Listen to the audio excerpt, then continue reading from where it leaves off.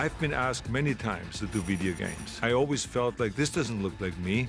I mean, this is not my face. So I always stayed away from that if it is not my likeness or if it doesn't do the movie justice. I did have a thought that they would probably make a video game. I would be the predator since I am the bad guy in the film. There's so many corners and recesses of the Terminator mythology that you can explore, and a movie lets you explore a certain number of them, but you only have 2 hours in a movie. In a video game, you have as much time as you want to spend. It allows you to explore all the areas and aspects of the story that you yourself might be interested in.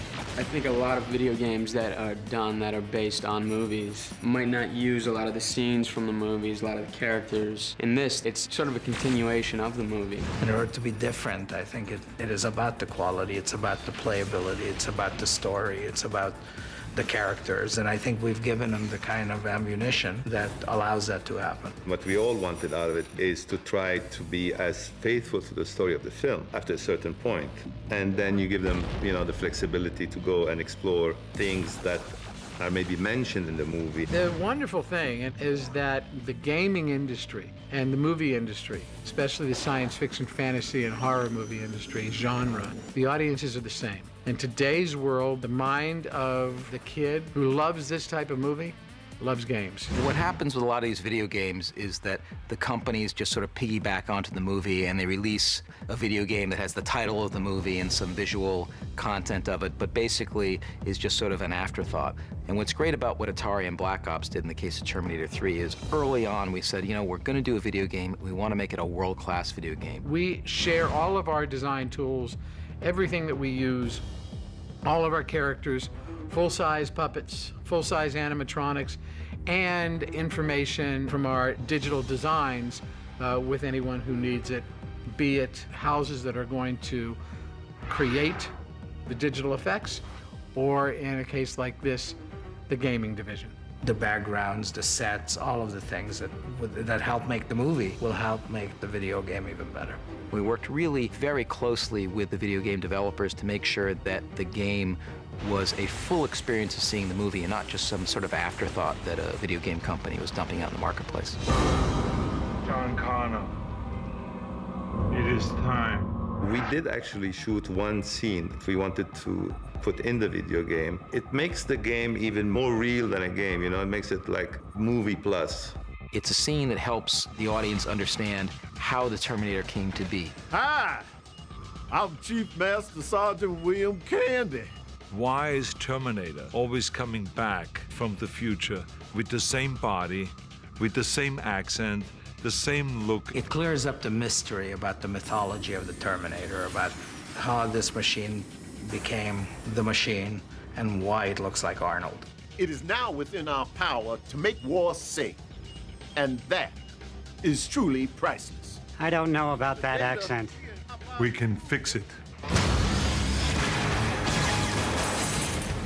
TX is the latest, most sophisticated cyborg model. Obviously, she's a woman, so she's got some new powers and traits and definitely plays upon her femininity to achieve her goals. She is equipped with all kinds of weapons that she can produce from out of her body. It makes her a very fierce competitor and a much more sophisticated Terminator, I would say. The design of the TX was probably our most important job on Terminator 3. She had to be stronger than Arnold, more advanced than Arnold, and fit under the skin of Kristana Loken. The TX is more powerful, is stronger, is faster, has more capabilities. Oh my God! Frankly, you're kind of outmatched, so it's pretty tricky how you manage to get around the obstacles that she throws at you during the game. It's beyond me that it took us 3 movies to realize that the baddest of all Terminators was going to be a female. She's definitely got a few tricks up her sleeve. You have storylines that occur in the future, storylines that occur in the present, storylines in the past. For a movie, it's very hard to bounce around between all those different time frames. But the great thing about a video game is you can explore all those different dimensions. The thing that had me really excited about the video game is that here's a chance for us to explore all these different timelines in a parallel format.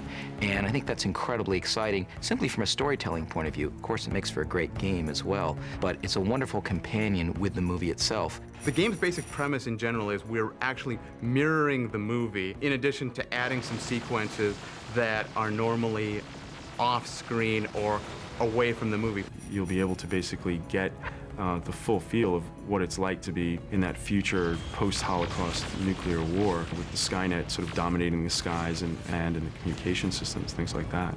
This is the first time on the video games that we actually integrate the classic first-person shooter gameplay with the hand-to-hand combat.